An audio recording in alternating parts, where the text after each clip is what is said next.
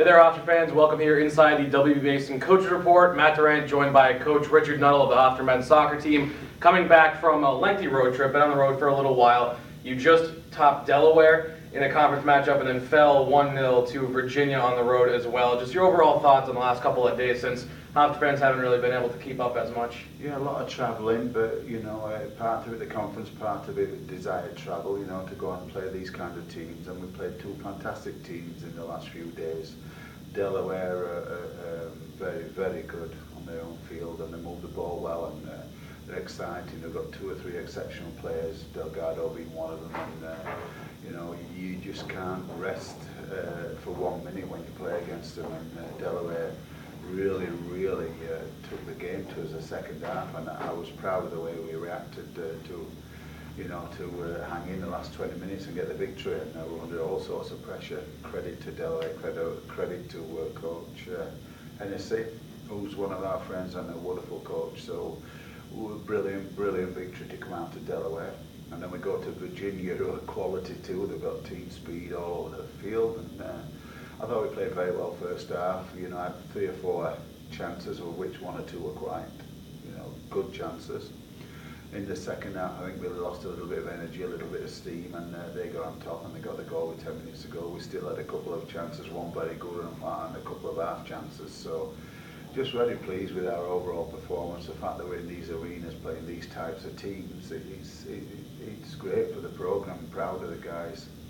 I remember going to Virginia maybe 8, 9, 10 years ago and hoping we could keep the score down. And we go this year and we think we're going to give these guys a good game.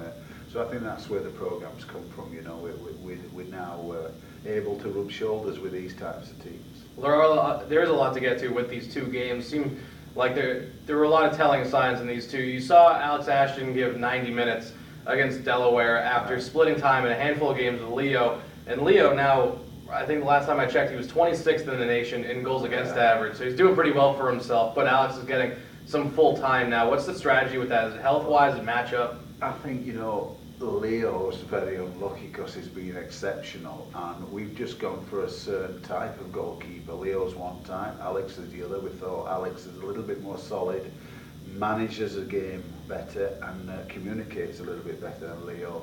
Leo's more of a dynamic type keeper who will keep you in games with some unbelievable saves, but we've gone for Alex, and Leo's just got to keep working hard now, and we know we can rely on him.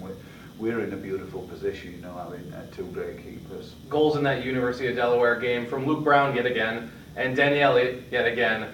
Did you expect this is what the offense could be despite Joe Holland sort of slumping a little bit? Well, I keep saying this, I don't feel as though Joe's slumping. Just Joe's getting a lot of attention and it's giving room for others. I mean, without Joe on the field, I don't think they do as well. So we're very fortunate that Joe's on the field and getting the attention he does. And in terms of Luke Brown, a freshman coming in and doing well, he's quality.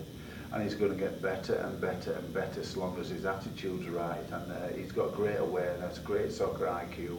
I think he's struggling a bit with the pace of the game against the athletes that we play against. But I expect bigger and better things from Luke, and he's going to do very well. And we've always known the potential of Danny Elliott. Again, I keep saying we've asked him to get a bit simpler. He's so athletic, you can't stop him one-on-one just about, and he's starting to finish a few chances, and indeed could have had more. We spoke about it yesterday, and he's got to work on his technique in front of goal. But the fact is he's gained chances and he's looking sharp. Well, you said it before that it's a credit to the system. It's the offensive system that really helps these guys grow and become the players they can be. Yeah. What do you think it is about that system that's allowing even a freshman in Luke Brown and Adam Saville and Oscar Ramsey to really perform as well as they are? Yeah, I mean, the system is why we're doing well, and the work within the system. But you've got to have talent within that system and people able to execute and do the things that we need them to do. And with a lot of skill and talent, and they're really getting into a rhythm of a system. And so it's bearing fruits at the moment. And then you go down to Virginia, you lose 1-0 in that one, but it's an out-of-conference game, so you maintain your first-place stature in CAA. How do you look back on now the non-conference schedule that you built for yourself? Do you think that maybe it was a little too challenging, where you didn't have as much success out-of-conference as in-conference, or are you still happy with the way you structured it? I would like it to be tougher with less travel. I wish they'd come to us, but we have to go and seek these games, and I don't regret one bit playing these top 10, top 15 teams.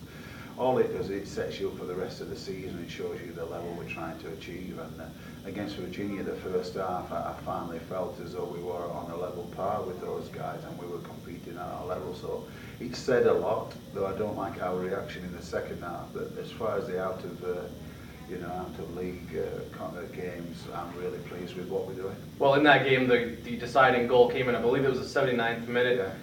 Not the first time in a really tight game that you've allowed a goal late. What do you think has to happen so that when it comes down to the wire, in important games in CAAs, you're able to either break through in that second half or at least prevent that late goal? Yeah, I mean, again, we created chances before, and we didn't take them, they did, and sometimes against quality teams, you might get 2 or 3 half chances. If you don't take one, then you'll get bitten later, and that's what happened. Their quality, they've got speed all over the field, and we switched off a couple of times, and they had 2 glorious chances and finished one. So from our point of view, it's a learning process, and I keep using the word evolution as a team. This team's got to keep evolving, and every game is going to get tougher and tougher, starting, of course, with Saturday against Wilton and Mary. Before we get to that game, it's just been such a steady string of games where your backline, mainly Sean Neals and Harry Hawkins, have been so steady. Haven't really seen many multi-goal games led up by them this season as a whole. What have you liked from the defense this year, especially after losing Grundy and Flativo last season? Yeah, rock solid. I think Nealis has really stepped up, and he's starting to communicate well and listen to Harry. Harry's a bit of a linchpin there, the commander at the back. But not to take away from Rory and Nino, and Adam Saville played there for a few minutes at Delaware. So. And again, I want to emphasise we work as a team and we defend from the front, so not to take all the plaudits away from the back four, but understand we work hard as a team to defend as a unit. So I've got to give the credit from the goalies all the way up to the forwards too. We move forward to see William and Mary, another CAA opponent now coming off of an out-of-conference loss. How do you put that loss behind you and get better for it and continue the hot start to CAA play? Again, we look at more at performance. If you look at the performance, especially first half, it was excellent. But now we've got to go again with William and Mary. They're very well coached. They've got some attacking qualities. I think they're one of the top scorers in the country. And if we are not at the level we need to be, it'll be a difficult match. And we've got to understand this is another major game in our season. We can't look past it. We've got to see who's coming in.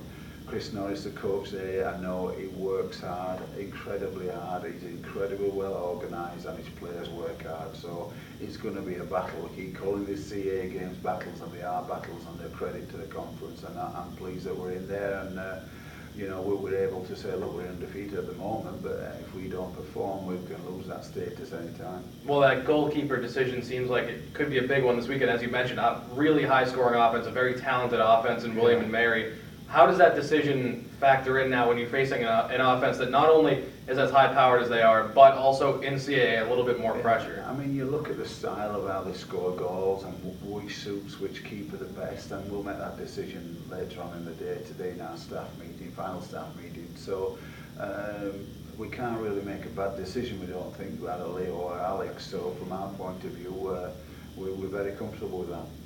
Hofstra Pride takes on William and Mary this weekend. Coach Nuttall and I will be back here next week right here on the WB Mason Coaches Report.